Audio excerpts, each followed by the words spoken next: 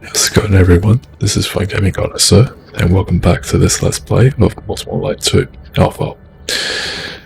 Okay, so today we have another new patch, and it's 0.0.0.23. Okay, so just keeping my voice down because my family's asleep, so I can't talk too loud. But I'll just run through the patch notes quickly. And if you need to, you can pause the video or just click on the link in the description below.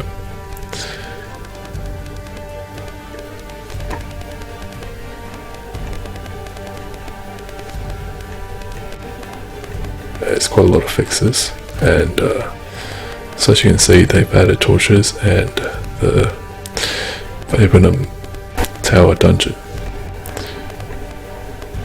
Okay, and so just go through the settings quickly, and you've got a view distance here, and I think this setting determines how far you can see other players and creatures. I think that's what it's meant to do. And also in gameplay, you now have 3 different ways of combat. So click then drag then click, and movement keys. So this one is what was formerly the experimental combat system. It's now been merged into this menu here, so you can choose what type of combat you want to use. Now, personally, for me, I use the drag then click because that's the one I'm most familiar with. So yeah, that's just the 2 main new settings that are in the settings menu.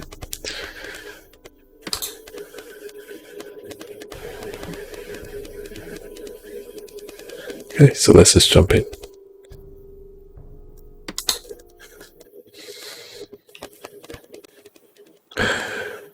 Alright, so we're back, and so we're outside the Fabernum tower, which has been long abandoned, but the dungeon still exists.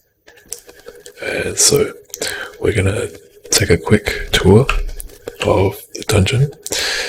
And so first things first, I do have to say that the spider webs look a lot better this time.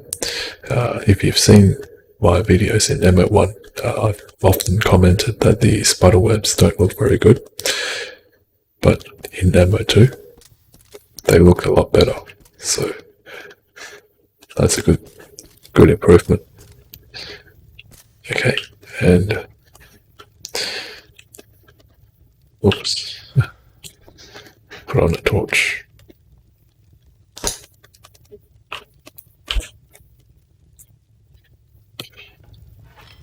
Okay, so that's the torch. Finally, we have a torch. Okay, so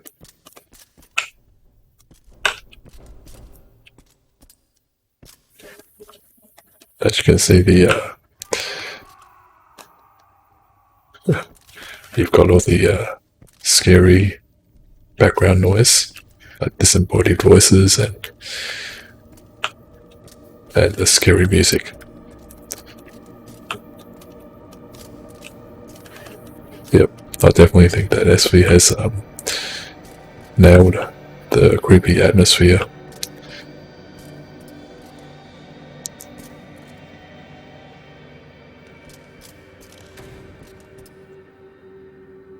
Oh, did you hear a door close just now? Yeah, so this is the Fabernum tower dungeon. I think it's 200 years into the future, so there are no more prisoners. They've all escaped or died. So now all we're left is the voices of the past.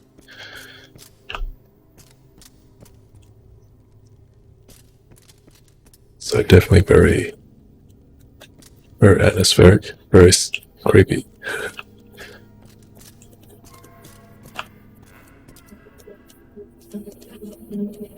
Did you hear that?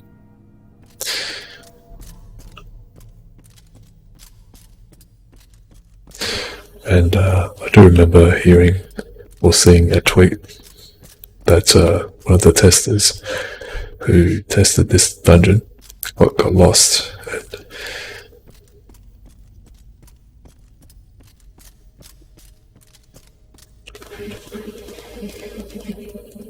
so, if you come down here, getting lost is a very real possibility. So just bear that in mind. Oh, look at that.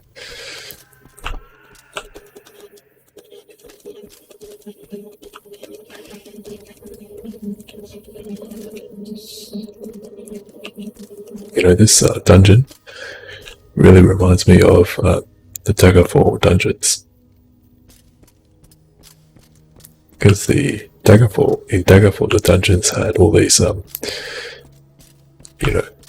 creepy and scary sound effects in the background. Like doors opening and closing and footsteps and, monster sounds and whatnot. And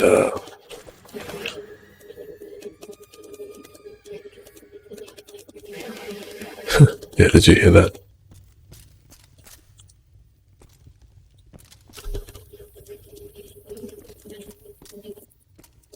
Let's go down even further. So I don't know, I wonder whether SV took inspiration from Daggerfall dungeons when they were building this place. I really think they did.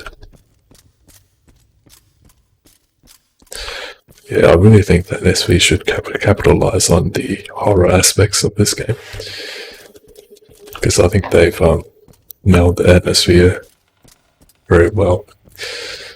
So I think SV should, make use of that.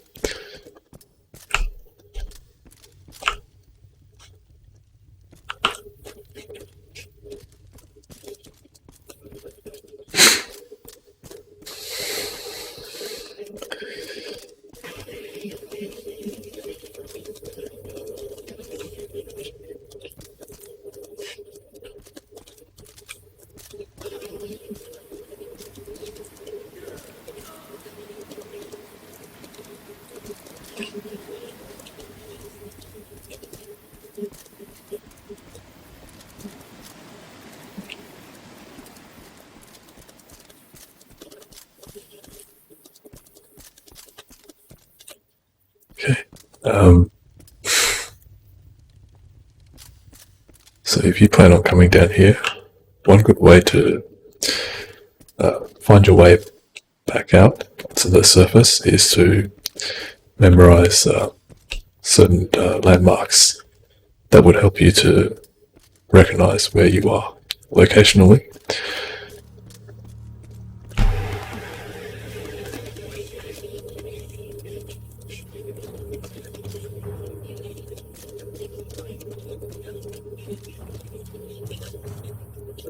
Let's turn up the music a bit.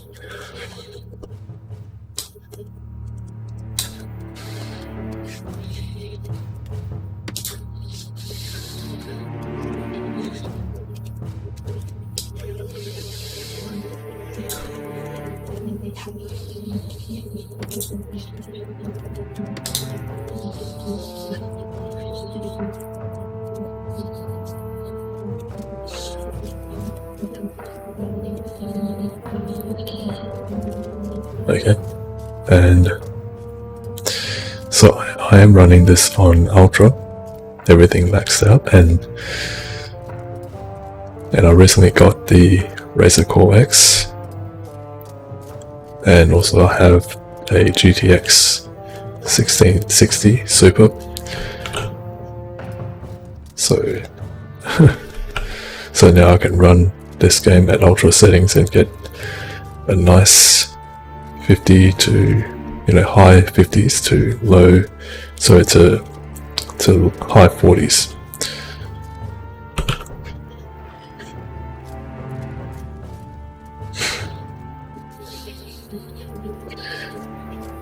I'm still waiting for my external monitor to come, so once I have that, I can hook it up and get even higher frame rates, because right now the Thunderbolt 3 cable has to handle communication back and forth from the Razer Core X and my laptop, so that sort of slows things down a little bit, but once I have my external monitor, then yeah, things will be a lot better.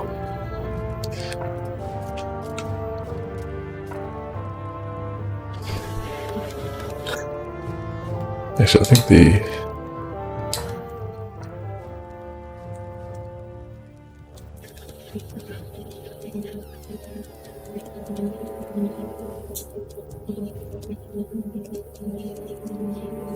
I think 40 is better.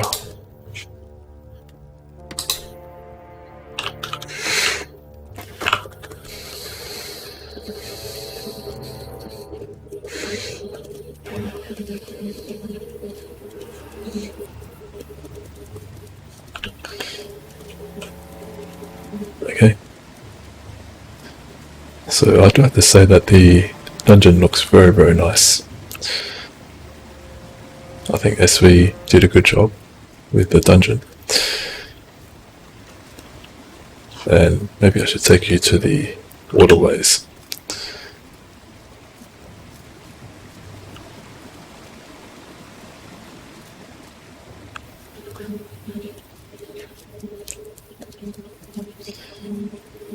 Yeah, there's actually a way to get down there, but I'm debating whether I should or not, because I do have limited time, so I can't take too long. But I think I've shown you pretty much what this dungeon looks like, for the most part. So if you have an alpha key, then you can explore this place. And just a special shout out to crew. This is my third time doing this video, because the first two attempts, the audio actually glitched very, very badly, so I had to redo it. So this is the third time that I'm doing this video. And so the first time when I did the video, I was just saying a shout out to crew when I went down the dungeon, and when I was at the lower levels of the dungeon, I actually bumped into crew. So so that was fun. So it's just a special shout out to crew, and yeah, I had fun exploring this place with him.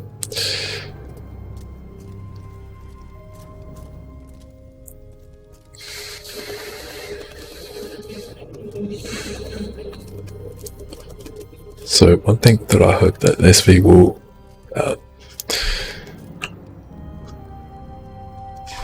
did I come out through here? I think I did, didn't I?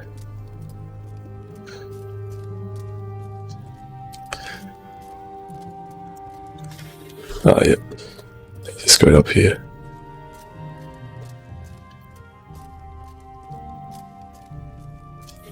Just go up.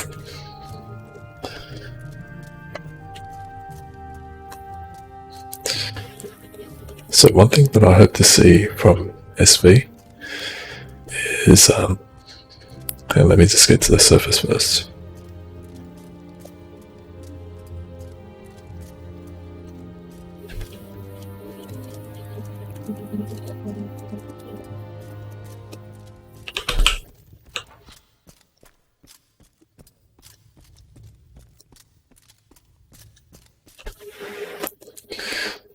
Okay, so one thing that I think SV can do is so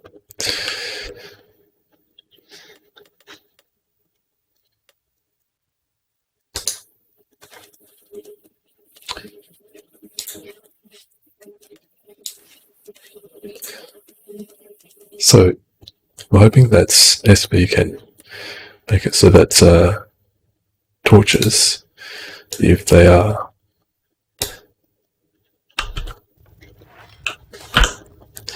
if the torch is held in the offhand, which is the hand that I'm holding the shield with, because I know that Herius said in the forums that in the future they will make it so that you can dual wield. And so if that's the case, then if we hold the torch in the offhand, then I hope they will make it so that the torch will never swing if it's held in the offhand, because that's one of the things that a lot of players are sort of not happy with, because it appears that SV is going to make it so that if you hold the torch in the offhand, then it will still swing. But that's something that I think none of us actually want. So yeah, so I'm hoping that SV will, err on the side of what the players want in this regard, and not make it so that the torch in the offhand will swing, because even I don't want that either. So yeah, hopefully SV, if you're watching this, please, make it so that it works like the shield, that it will never swing. So, because the torch is not meant for fighting, it's meant for illumination. So I think it's very important that you make it so that it doesn't swing, so that way you can have a torch in one hand, in the offhand, and the weapon of your choice in the main hand. So that way you will always swing with your main hand and not your offhand, if you're holding a torch.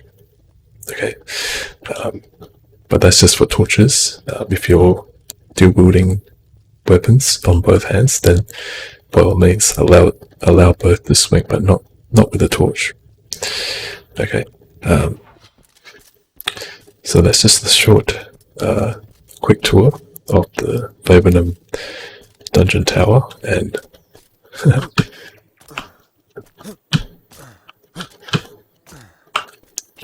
let me just do this again.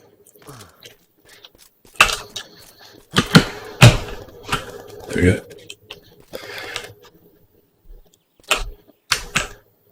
Look at that. Look at the world in ultra settings. Looks beautiful. Okay, so that's the Fabernum Tower, and what a lovely day. Okay, so I think this is where I'll leave it. So, like I mentioned, I don't have a lot of time today to record, but so I've managed to show you, a taste of what the Fabernum dungeon is like. So, yeah, I hope that you enjoyed this video. Hope to see you guys next time. Please remember to like, comment, subscribe, and share this video. Have a great day. This is Gaming Connoisseur, and I'll see you next time. Take care.